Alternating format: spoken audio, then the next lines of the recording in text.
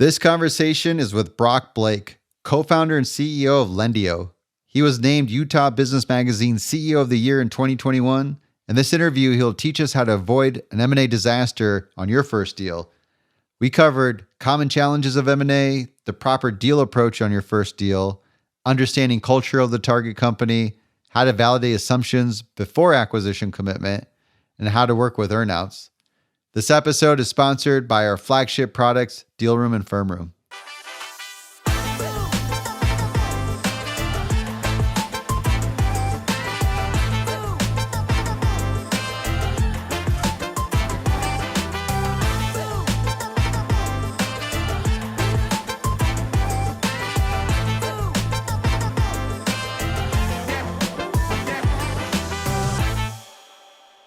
Brock, how you doing today?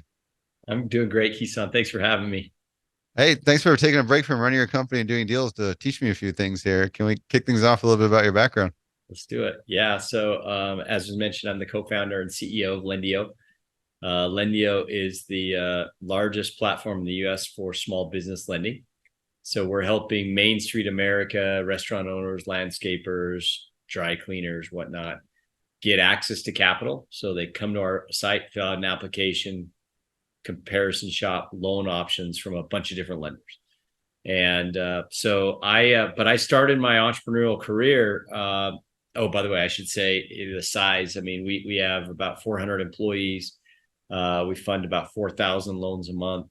And we are growing quite nicely. Our headquarters are in Salt Lake, and we have an office in New York as well.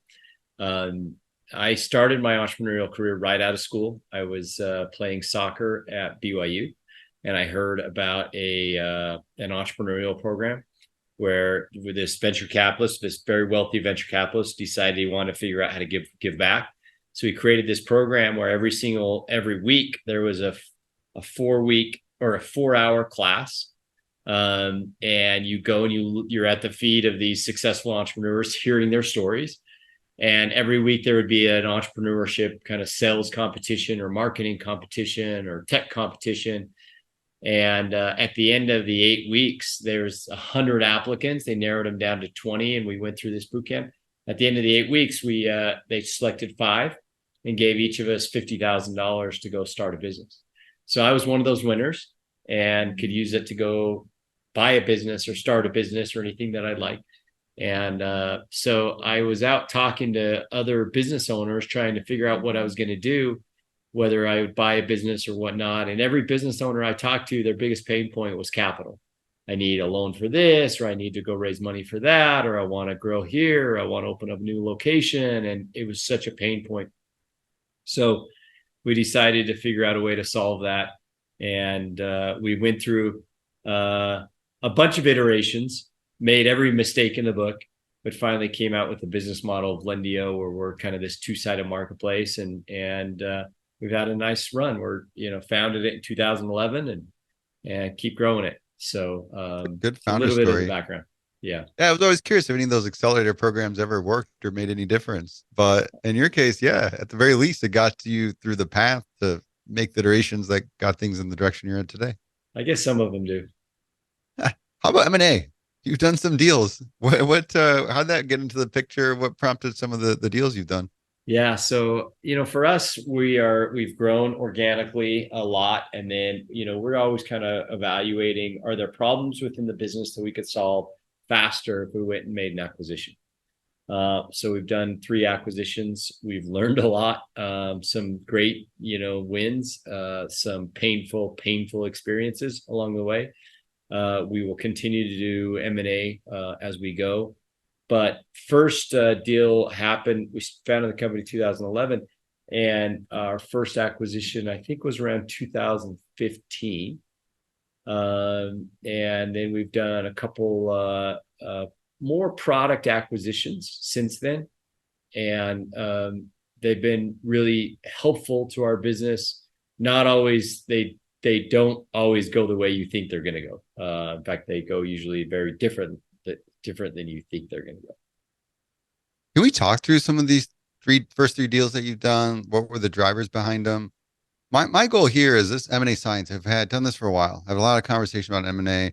Our company's growing and scaling. We hit 50 employees. And Brock, I'm itching to do deals. And this is the experience where you've got it fresh in mind through those first deals where I feel like the real tough lessons are there. And I just really want to learn in preparation of when we start doing deals ourselves. And I feel like there's some common themes in those first deals that you do and what prompted it. But I'd love to hear a little bit more about what drove those deals. Yeah, so the first one we did was the largest acquisition, and essentially what we were trying to do is we were trying to go out and acquire a competitor, and so we wanted to scale more quickly. A big part of kind of our growth was our ability to acquire small business customers, and so we wanted to find competitors that had figured out unique ways of acquiring customers that were different than the ways we were acquiring customers. And Long Island is kind of a hotbed for some of the lending marketplaces or some of the brokers that are out there. So we went out and I started kind of evaluating, meeting with every potential kind of competitor that we could meet with, really trying to figure out I went to about 10 or 15 different organizations. And some of them, I'd walk in the door, and the second I walked in the door, I'm like, this is not it. This is not the right fit. You could just feel by the culture. In fact, some of them, were kind of, to me, very shady. I felt like I had to take a shower coming out of the what they'd built. Like, it just was totally the opposite of what we were trying to do. And finally came across one that was actually one of the largest players in the space, and met with the CEO. Was someone that I connected with right away. I could tell by walking into the organization, just by seeing the type of atmosphere, the environment, the energy, what's on the walls, that they cared about their employees, they cared about culture, and so we started building a relationship, and right away we were like, this is something that we think could turn out, and we ended up acquiring that business. The name is Business Bounce, and it's interesting what you learn when you're doing an acquisition. The founder, CEO of that company is no longer with us. It lasted a couple of years, was actually really helpful to our business. Then we started to see things differently. The way he operated versus the way I operated, the way his opinion on growth is different from my opinion on growth, and his opinion on culture and business practices was different than mine. Not better or worse, different. And just felt like there was an opportunity for us to be able to kind of separate. So we created a separation plan. But as we went through that first, for us, that first acquisition, it was all about culture. We learned a lot around the type of team members that we were acquiring. It was we're here in Salt Lake City, Utah, which is a very different environment than Long Island, New York. Yeah. They didn't trust me coming in as a leader. A lot of the first interactions we'd have is I'd, get up and stand up to do a town hall, and they just had no trust. Who are these people that are coming in and buying this company? And the only way we could build trust is we'd say, hey, this is where we're going. This is what we're going to accomplish. This is how it's going to benefit you. And then, have your actions and your results match, your kind of prediction, and you would start to gain credibility. But we went through some really difficult times as we made that acquisition, just from that buy-in and that people saying, they always felt like they were, because we came in through acquisition, that they were kind of the stepchild. It required a lot of work and effort to be able to get this relationship built and and the integration happen, so that it has been successful. I don't know how deep or detailed you want me to get, but that was a really interesting, valuable learning experience. So I get a sense that it was focused on buying a competitor. The big interest there was not only getting more market share, but seeing a different go-to-market and ways to acquire a customer. That's right. Interesting on the initial, hey, there's a culture fit, but then later on, discovering the intricacies of culture fit. What about the other deals that you worked on? Because you mentioned they're more product focused. I guess how the nature of flow with those deals go or compare? Yeah. So the second one that we did, I'll tell you one thing that we've learned is, sometimes we go out and, make an acquisition based off of the hope that, the idea will help, accelerate the business or the technology. And I've learned that, and partly I've learned this from my business partner, where he's like, acquisitions are more likely to work if you really define the problem statement that what are you trying to solve for? And then how will this acquisition, this product or this service or this company actually solve that problem specifically? Not just I go find a cool company and I'm going to acquire it because I hope that it will be additive, 1+1=5 to a scenario. And sometimes that happens, but I think it happens a lot less than you think. And so we kind of had this idea that, hey, if we could go acquire this, it was a bookkeeping solution, technology. It didn't have any revenue or customers, but the technology was pretty good. And we thought if we could go acquire this technology, we're really good at customer acquisition. We're really good at sales and marketing. And we could acquire but we're a lending marketplace. And we thought, oh man, we could cross-sell. When a customer comes in for a loan, we could cross-sell them for bookkeeping. Or, when they come in for bookkeeping, we could cross-sell them for loans. And the data that we'd be gathering from providing their, doing their financials, as a lending marketplace, it's really hard to get access to a small business owner's, financial data and to build a relationship over time. And so the hope was, okay, let's go acquire this. We did. This was pre-pandemic. Acquired the technology. Learned that the technology is never as good as you think it is, ever. It's it may demo well, but when you get into it, you realize, okay, this is written in a different code base. Our engineers are used to writing in PHP and MySQL, and this is in a different code base that you have to learn. Even if it's in the same code base, the learning curve of like what it does and how it works and integrating it into your product is way more challenging than you ever anticipate it will be. Takes, twice as long, twice as much money. So it took us, 8 months at least, before we could really even start marketing the product. We made some big announcements around it. Everyone was pretty excited about it. Okay, how's this going to work? How are we going to integrate it? And when you get into it, you realize there's just so much spaghetti code there. And you're like, oh, this is not what we thought we were getting. We started kind of executing on this hypothesis that we could cross-sell and it would integrate nicely and it would make this great, you would have, financial cash flow management or bookkeeping right alongside lending. And we ended up, marketing and selling to customers. Again, the problem was it's hard enough to build one business, your core business, let alone going and adding a second business. And the second business, the first one, the core business is a marketplace.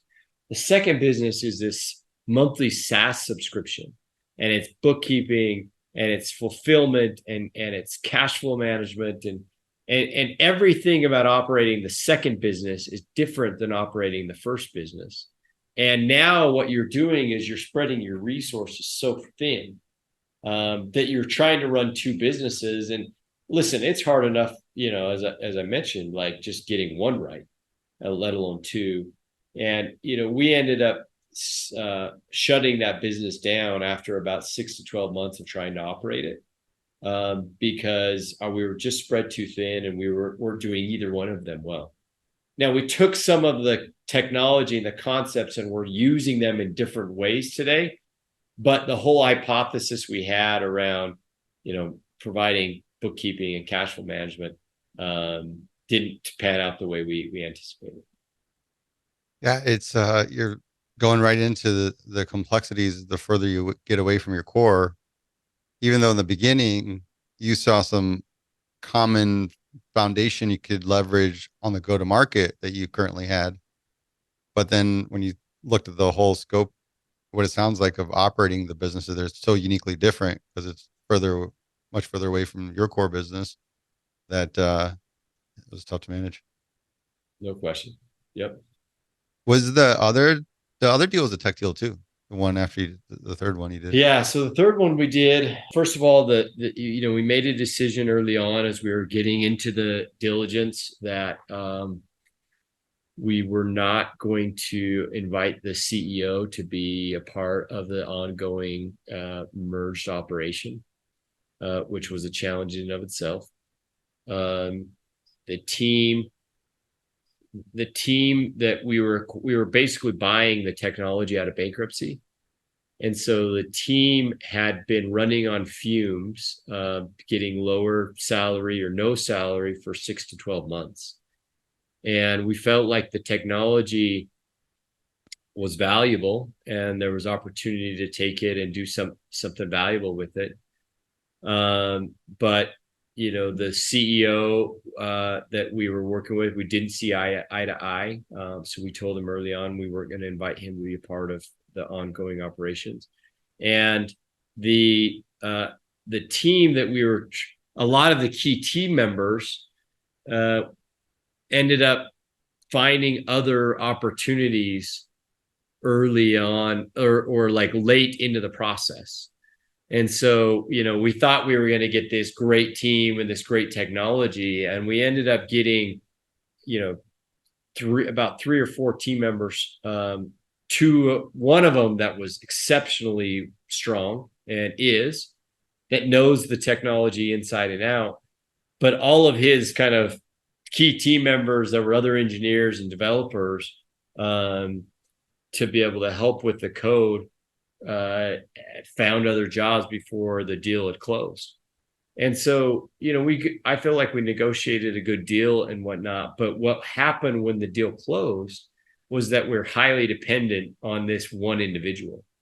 And that, again, the code base is in a separate language. It was in .NET and we code in PHP. And, we did a lot of diligence around the technology and like how differentiated it is. And it is super differentiated. But again, the complexity of trying to write in 2 code bases and bring those together and integrate them. And then the dependency we had on this in one kind of senior architect made it so, post acquisition, to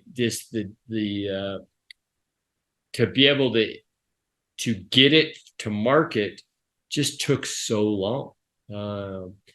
And so, it was a technology that we were taking, that didn't have, again, we were buying it out of bankruptcy.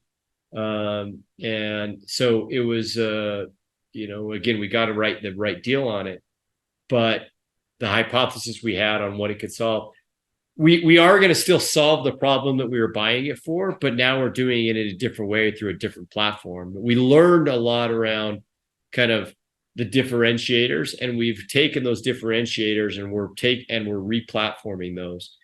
But there's just a lot of complexity. I mean, I'm being quite vulnerable in the discussion around like a lot of these just don't go the way you think they're going to go. And it's really hard to figure that out until until the deal's done and, you get into operating the business of how complex it is. You've like hit all these huge challenges. And this is like a whole degree I'm about to learn in this conversation, because we talked about the cultural difference and some layers to that. Then we went into the complexities going away from the core and just running a different business than you anticipated and the resources it's taken up. You had churn while you're doing a deal that you're trying to manage. And then you have the complexities of the tech integration that you can easily overestimate. So there's a lot of fun things for us to talk through. And ultimately, I just want to learn how not to bomb my first deal. Maybe we think of the timeline, and I wanted to get the culture one was really interesting because I think you're right. That's one of the first things you start thinking of in a deal is you want to make sure, and we'll make up stuff, but even we're looking at a company, right? Hypothetically, that has 20 people, and you may cut a quarter of the people, and then you sort of are assessing if these people in the 15 are any good. Maybe we gotta be more optimistic, and I think that's a big piece of it is like you really want to know if they're not good people, how's that going to work? I liked how you spent that emphasis doing it, which I think I'm developing that maturity and thinking. But then even from the lessons learned when you found those differences, I guess how would you reapproach it now, looking at a deal to make sure it's not just the gesture of culture, but really understand that culture enough to know that the deals sound to work well together in terms of people coming together? The easy answer to this, and I'm sure people listening are like, "Oh man, if you would have just done more diligence, if you would have just more, and the challenge is, I've got a friend of mine who's doing an acquisition right now. Timing is critical in the deal. The seller wants to do the deal for a reason. The buyer wants to do a deal for a reason. And the motivation for doing the deal is such that it's like, let's do this in 2 weeks. You have scenarios like that where what is your motivation for doing the deal?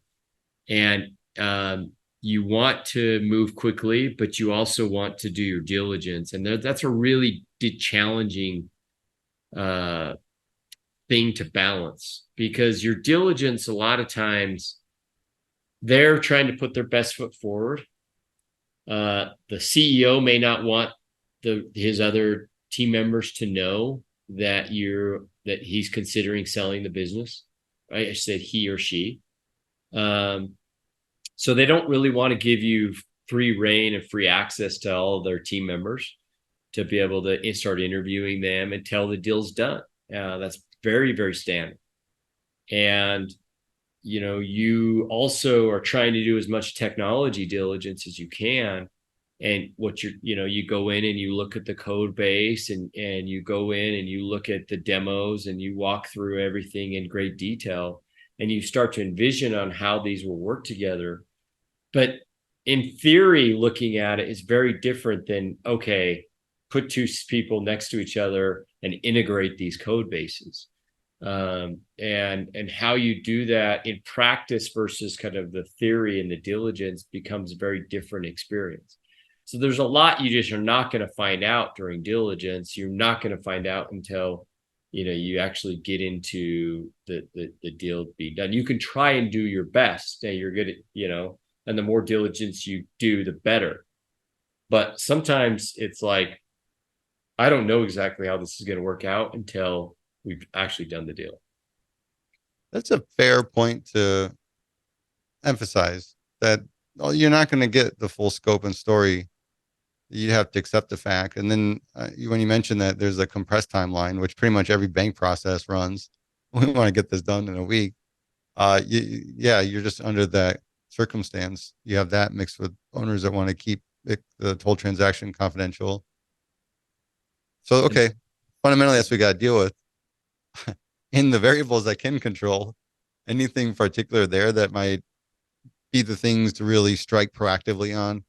I found, for example, I just asked directly about culture and really ask deep questions, try to understand the leadership style and things like that. I found that to be a lot more comfortable after talking to enough people that approach that in those early conversations, as opposed to just trying to be observant about what the culture is. For sure, you're asking a lot about culture, but even then, your philosophies about culture with the senior leadership team may be very aligned, but they may perceive what their culture is, or you may perceive what your culture is. But the larger the organization, what is the team members on the ground level saying? When they start becoming coworkers, and the way they go about the little things that are not going to come up during a, as you're talking about, hey, what are your values? What's important to your culture? How would you describe your culture? All those questions you can ask, but you don't really know, is my point, until you get it done. Now, I'm not saying that you shouldn't do a deal because of it, but there's just some risk that you're taking no matter what when you're doing a deal. That's interesting. So you look at it from the point of a real bottoms up, because you can't be assumptive that top down, leadership team and that view of culture, but as the structure and the folks that are individual contributors could be completely different. That's a good point. Yeah. The other thing is on the technology, I don't think I'll ever do a deal again where the code bases aren't compatible. Because I know there's philosophies that's like, it doesn't matter what the code language is. You can do .NET and you can have PHP or whatever it might be, Java, and you should be able to make those work. But the difference is, we have 80 engineers on our team that are really proficient in PHP and Java and SQL. And so if I want to go take .NET and I want to integrate it, my engineers are not going to be able to go and code. Let's say I want to take 10 resources and move them over and say, I want to integrate this so quick. I need to integrate it in 3 weeks. The reality is that's just not, you need to hire a totally different type of engineer, or figure out how to cross-train them. And we've come across, too many hurdles where it slows things down. The excitement is real at the beginning, but then all of a sudden you don't have anyone that can work on that code or understand that code or integrate that code. And it's, it slows down your ability to execute and deliver. And that's really what's happened on our third one. Is I have one really strong senior architect, and then I've got, some other engineers, but we had to go hire .NET, and they just they're not speaking the same language. And so now it creates a bottleneck on execution. That's a good point. And then the timelines to actually integrate and go to market get extended exponentially, it sounds like. Yeah.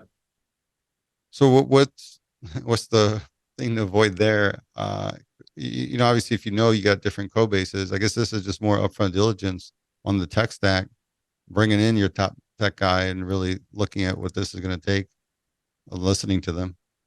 Well, that's the thing. So again, my learning is we had all of our top engineers doing diligence, like looking at the code base. We knew it was in .NET. It wasn't a surprise to us. We knew, the thing is, when you look at the architecture, you're like, oh, it's really well architectured. Oh, wow, the code base is really clean. And that's different than when you're actually starting to code it.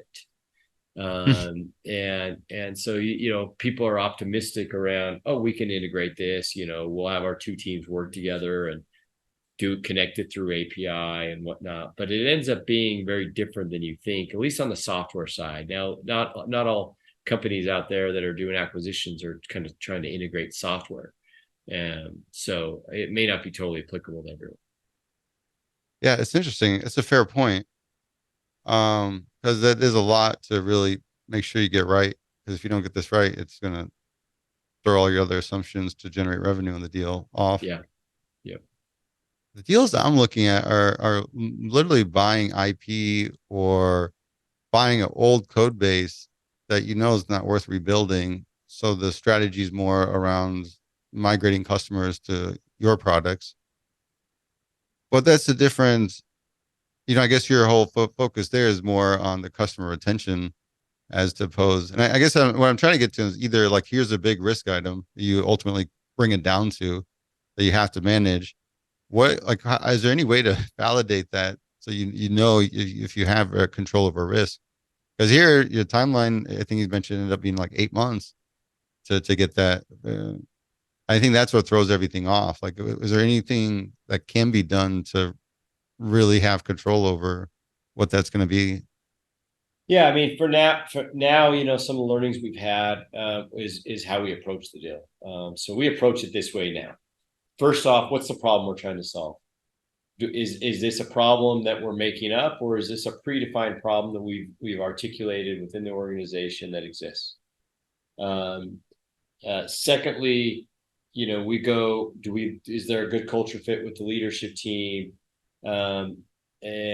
And does the product fit and the code base and some of those things? So we get excited around the hypothesis. Okay, this actually solves the problem that we're trying to solve. And the second most important phase then we get into next is, what are all the reasons we shouldn't do this deal? And I think it's really important to go through that phase to be able to say, why won't this work? What are the risks to making that happen? What are, from a culture standpoint, what are the reasons we shouldn't do the deal? From a financial standpoint, like, let's list every single possible reason why the deal will go bad and why we shouldn't do the deal. And if we go through all of those in a very, sincere way, we're not just kind of making it up because we're excited about the deal. And then we still are like, even with all those risks and all those reasons why it'll fail, it makes sense. Then we'll continue to pursue and really kind of get into deal negotiation. Kind of our goal is to put together an LOI that makes sense, and then open up a 60 to 90 day diligence period and really try and be methodical around what are the items that we need, based on the reason of all the reasons we shouldn't do the deal. Let's create our diligence list and go validate all those assumptions and start to dig into it. So, my approach in a deal now is quite different than maybe my approaches would have been in the past. I like it. I'm going to use this framework on the next deal I work on. I'm going to really focus on the problem to solve. And I want to unpack that a little more of like, here's a real reason to do the deal, as opposed, because this does happen probably because my background's being a deal guy. You find the deal and then you rationalize why you want to do the deal. Oh, for sure. You tell yourself, oh, it's perfect for reasons X, Y, and Z. And listen, if I can help one person, whether it be you or anyone else listening to this podcast, to get through this process and have a really successful deal out of it, then this will be a great win. So we'll make sure I define the problem to solve before we start looking at deals. Yep. Okay. 2, this is really the core diligence, the culture with the leadership team, any of the tech diligence on what your thesis is around. Doing that, and then really emphasizing from there the third area, reasons not to do the deal. And that's essentially guides you fleshing out your investment thesis, but getting that into how you're going to do your diligence. And part of I talked about culture fit and technology fit. Depending on the type of acquisition you're going to do, you might be doing the customer diligence. Will this customer, your hypothesis is that all these customers will come over to our tech platform. Is there a way to be able to validate that? What would be the reasons they wouldn't come over? What would be the reasons they wouldn't adopt? And so if you're going into you're basically buying additional customers and you don't have conviction around those customers transferring over, you want to really spend some time in diligence trying to figure out how to validate that. So let's take that. That's what I'm really interested in right now, Brock, because we have a business line that's in the DealRoom space, and there's like 100 competitors there, and there's a ton of little ones that super outdated, like 20-year-old code, nothing's updated. They're either flat or slowly declining. And nobody's has a big appetite for that. We got something compelling, easier that we've transitioned customers to so we have some confidence that our ability would be to sunset the product and bring the customers to a platform and provide them a better, more enlightened experience. So that's the goal there. How do I make sure that's a problem to solve? Because the problem to solve is delighting these customers that are on this old crafty platform, but doing that through an acquisition it's a play on getting some more market share. It's a play on getting revenue by essentially picking up the customers and eliminating costs. Yeah, I think the question that I would start to ask would be, what feature or service are those customers getting through the company, the provider today, that is keeping them there? If the technology is old and it sucks and you're going to just sunset it, why didn't they switch to a different provider before? Is it just because of apathy? They're like, oh, I'm on this provider and I'm going to stay forever. Or is there actually something that may be totally a small little feature or something that you would think, oh, that's the dumbest thing ever. But that customer, like a big percentage of those customers, like keep it just be for that one thing. And so I think just trying to understand, again, your hypotheses of why are these customers staying with this product? And how do I validate that if I make this acquisition, that they will come to our product and not just cancel and move to someone else's? So just those gotchas of, like, I think sometimes we assume it's old, it's antiquated. I don't know why these customers are on there, but they're on there, and we're just assume ours is better and they're going to move. And that's in that case, that's the area of like, what could go wrong? What are the reasons why they wouldn't sign up to ours? And dig in there and figure out how you can validate that. Okay. I like that. This gives me a better sense of the real problem to solve is understanding that customer experience and likeliness for them to want to move to our product. And then we could look and identify opportunities where here's the profile. This is a flatline or declining company, that legacy. You start doing diligence, because sometimes it's weird situation, just their team structure, and it's not really a proper company, especially some of the overseas stuff.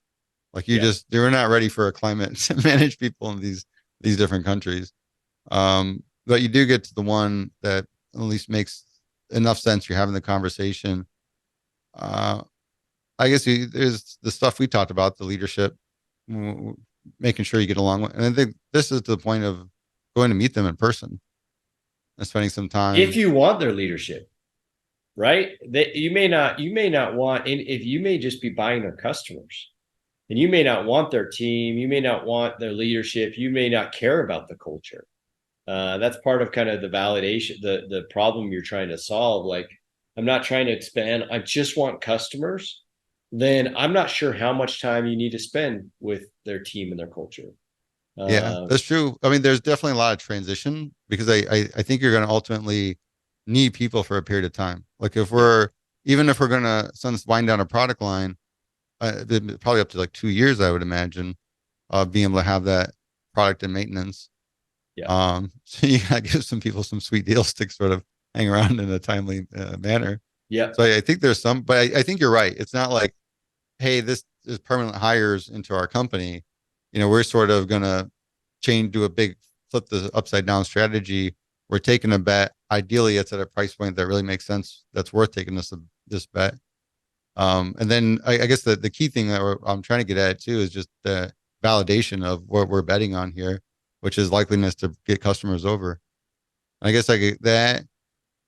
Is there anything you could do before? I'm trying to think of all the things you could do before LOI, before I got ink and pen on this thing. That doesn't cost a lot of money either.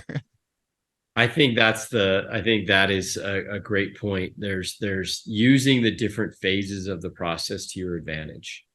If you have a willing seller who wants, is like, hey, I'm interested in this, I'm excited about it.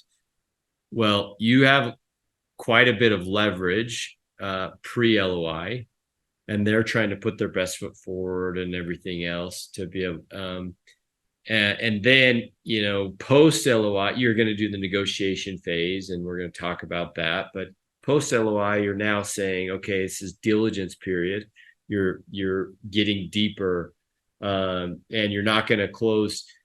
I think that the discipline is for deal guys like I think you and me. Once we get an LOI done, I'm excited about the deal. I'm emotionally invested in the deal, and I see, oh, this is going to solve this problem for me, and like I'm just want to just move forward and let's get the deal done. And I think other team members on your team are, at least on my team, have been like that as well. They get excited about it as well, and you end up, kind of unintentionally. No one, everyone has their diligence list, and we go and we cross off everything, but unintentionally, you miss things. And so, leveraging those time periods to be able to, gather the information you need, I think is critical in the process. You made me think of just your hit rate, because you're not doing a huge volume of deals. You're not a serial acquirer per se. It's more of you're being opportunistic. You're looking for these opportunities. Even the first example of buying the competitor different, learning a different go to market. Like how many companies are you talking to? How many CEOs are you talking to before you ended up moving on that one deal? Well, I mean, I think it depends. Some are more opportunistic, and it's not like I'm going out and doing a search. I've come across, met a CEO, and I'm like, oh, this is really interesting for this problem that we're trying to solve. And so it's more just a conversation with that. And then there's another scenario, like the very first acquisition we did, where we defined exactly what we were looking for. And we went out and met with 10 or 15 companies and found the company that we felt like was the best fit. So I think it depends on, is this more, you've got a problem and you've come across and it's opportunistic, or is, exactly what your strategy is. You maybe want to acquire 2 or 3 or 5, and you're going to go scour the market and find every single target and kind of go through this methodical list. I think there's different approaches. I'm still trying to get a handle of, like, how do you validate if the hypothesis is built around capturing the customers? I said there's one, what do you boils down to? How do you validate that? But then can you rope in the target company and make them part of it? Like, you're really getting aligned on the strategy. So ultimately this is what we're doing. And is there things that you want to be that open about and see if, like, they got ideas, or there's like a mutual agreement on what percentage of customers you're going to bring over? I'm trying to get to the point of that and getting to the deal terms where you're also getting aligned on how much we're going to pay for it, knowing that the goals are, we're trying to get 70% retention on these customers. Yeah. I mean, I try and really map out my vision before I get to an LOI. I want them excited about this 1 + 1 = 3. And the LOI is usually built in a way where I've got, I may give some upfront cash, some seller financing where it's paid over time, and then usually an earnout. And usually that earnout is going to be tied to, I want those key team members tied to the combined success of the organization as it comes together. And so, that they're bought into the vision. They know what we want to accomplish. They're excited about moving it forward quickly. And as we do, they're going to get paid handsomely for it. And so I think that is a critical part of the success. I think you hope to pay out an earnout. Some people are like, oh, on a structured deal, so I don't have to pay out an earnout. Well, if you pay out an earnout and you structured it right, that means you're accomplishing the whole reason you're doing the acquisition. It is happening the way you wanted it to. And the company's benefiting, there's revenue to be had, and there's to be paid out in an earnout. So for me, so much of the deal structure and the way you write out the deal is creating alignment between these two companies to increased chance of success. You're talking about doing both, putting financing, like a seller's note, and an earnout. Yeah. So I always look at a deal as cash, some sort of, and the cash is upfront versus ongoing. So it might be, let's say it's $1 million deal. Maybe, I try and negotiate. Maybe it's $250 upfront. I'm just making up numbers for, $250 in cash at closing. Mm-hmm. And then the next $750 is paid out, $250 a year over the next 3 years. And then I've got, usually I like to do some sort of equity. not always, but where we're given some stock for our company. And hopefully that's going to the individuals that are going to be retained. And then some sort of earnout. And the earnout, again, I usually try and direct that toward the individuals that are going to be retained, that are going to be contributing to the success. And the earnout creates alignment. So the deal might be a $3 million deal, some of it up front, some of it paid over the next 3 years, some of it in equity, and then the rest is performance based on earnout. So there's a bunch of different levers to be able to pull. Yeah, I like how you're putting multiple, because I feel like I'm pretty early in this, right? And just doing our deals for the company, and you think it's like cards you pick, but you're like, hey, use all the different cards in different ways. So that's one. I think that's a good thing to wrap my head around. I'm still trying to get a better understanding. Is I almost look at them as the dials, right? I got these little dials, the ratios, and because it's hard to benchmark it, right? Me, ultimately, I want to risk as little as possible. So I like the whole idea of putting as little cash up front, because that's what I'm using to grow the business actively right now. The debt part, fine, because if you play things out, you're going to have that, and you don't mind using that to cover the basis of getting the deal done. So you factor in the debt. The equity, you're right. I don't think about it that way. You're bringing them on. You already got equity for your other team members. So create a package around that. And then the earnout is the other one. I'm not sure, like, how much would you allocate to an earnout, given you put that much? Like, could I put another $1 million into the earnout? If it's a $3 million deal, you got $1 million, already tied up between the cash and debt.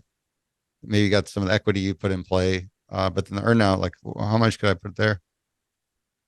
I mean, it's something you fill out, but like, so it's a $3 million deal. You might have $1 million in cash, which is split between upfront and over time, $1 million in equity, and then $1 million in earnout. It's paid out over time based off performance milestones and integration milestones, and other things like that.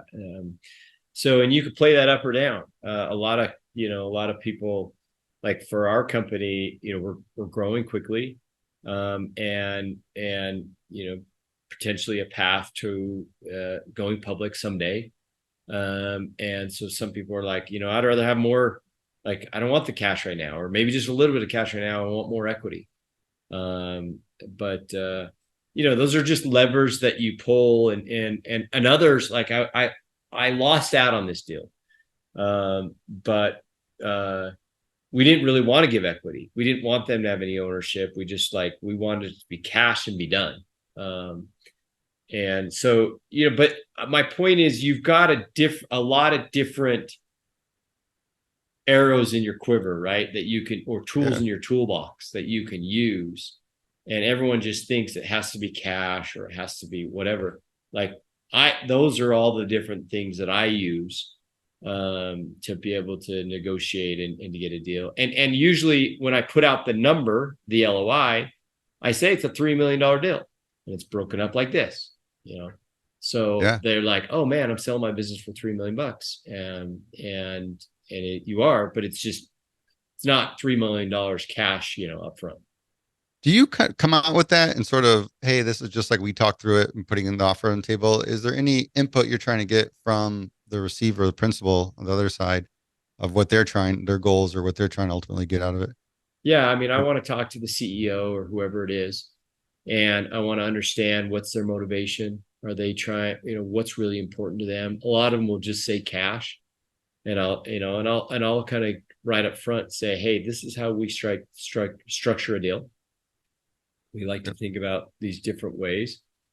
And I try and get a feel for how they're thinking about valuation first. I'm not going to necessarily negotiate right on a call. I would prefer to understand how they're thinking about it, understand how they're thinking about valuation, understand what's motivating to them. And then I want to go draft an LOI proposal that is something that, to me is compelling to them and to us. Submit that, and then give them a chance to digest it, and then get on the phone and talk through it, and negotiate it as we need to. You give them time to look at it, review it, but ideally get on a call and just review that LOI, talk through it. Yeah. I think this is the most helpful thing. And it sounds like you're focusing on that seller financing as opposed to using third parties right now. Yeah, I mean, you can go and raise debt capital or other, or other capital to be able to do it. In my opinion, if you can just do seller financing, like there's just a lot of upside in doing that. A lot less diligence. Yeah, I mean, it's lower risk. It's you don't have if you're going to raise money from a debt or investor, you're now bringing in a new partner, and you're going to have bank covenants, and you're going to have kind of all these other things. I think I don't necessarily would never intend to do this, but if the deal goes bad and you haven't paid it off, there's less recourse to it, and it shows that they have skin in the game. There's just a lot of benefits, in my opinion, to figuring out ways to have them carry some of the seller financing. I agree. It's simple. You're dealing with less parties, basically. Yeah, exactly. So I got to ask my most important question is, what's the craziest thing you've seen in M&A? I mean, you hear horror stories. I don't know if I've personally experienced anything specifically, but you hear horror stories of people selling their businesses and they get in, and it's just like the brochure was so not the reality. And I think that happens a lot more frequently than we think. Even when we do a lot of diligence, once you actually do the deal, you realize, oh man, this is not what I thought it was. It's always messier. It's always less automated. It's different than what you think it's going to be.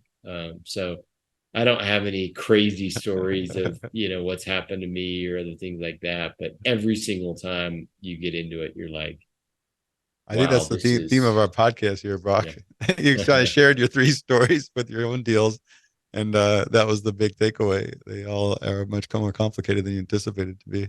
Yeah, no question. Thanks for taking the time to teach me how not to bomb my first deal. Thanks for having me on. I really appreciate it. Thanks, Brock. Helping me become a better M&A scientist here. Those of you still with us, thank you. And till next time, here's to the deal.